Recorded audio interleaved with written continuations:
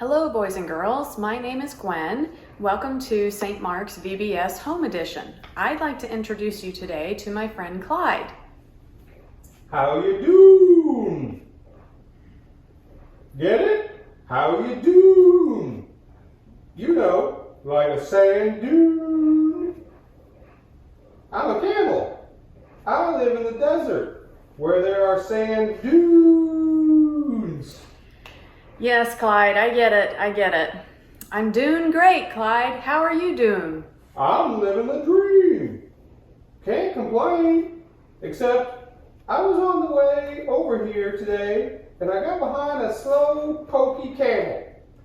He was limping along, just going at a snail's pace. He was holding up traffic and making everyone late. Oh my goodness. Well, did you stop and see what was wrong with the camel? You said he was limping. Was he hurt? Did you see if you could help him? I didn't have time to ask. I passed him and left him in my dust. You know, I'm a very important camel. I have important places to go and important places and things to do. I don't have time to wait around for a slow, pokey camel. Oh, Clyde, I think you need to hear a story. I'm not sure I have time for that. I think you do need to make time to listen to this one. I think you need a little more compassion in your heart. Okay, but make it snap, snap, snappy. I'll do my best. So, there was a man walking along the road. Do you know why the camel crossed the road? No, Clyde, I don't know why the camel crossed the road. Because there are no chickens in the desert. Oh my goodness. May I continue, please? I guess so. There was a man walking along the road by himself, and all of a sudden a group of men jumped out at him.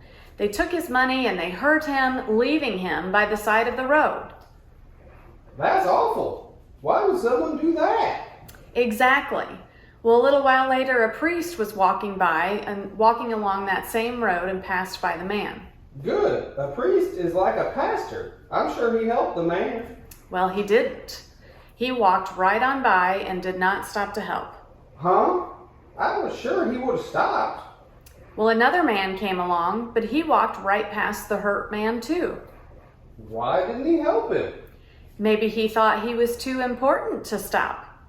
Finally, a third man came along the road and he noticed that the man was hurt. And this man was a Samaritan man, and he stopped what he was doing to help the man. He took care of the man's cuts and bruises and paid for a place where he could stay the night at. I think I know why you wanted me to hear that story. I walked right past a camel who might have needed help. That's right, Clyde. You walked right past him and left him in your dust. I was too busy and felt too important to slow down and help the limping camel. I'm a terrible camel. There's no hope for me. I'm just going to go back to the desert where I belong. I don't think that's necessary, Clyde. Just like the rest of us, you have the power to choose compassion. What's compassion? It is a big word. Compassion is a tender concern for the needs of someone else. It's a way to show love and kindness to someone else. It's putting others before us, before ourselves, and treating others how we would want to be treated. Treating others the way I want to be treated? Yes, if you had been the hurt camel and you were the one limping along the road, I'd want someone to stop and help me. Exactly. I think you've got it, Clyde. Now we're going to have our friend Emma tell us our Bible verse today.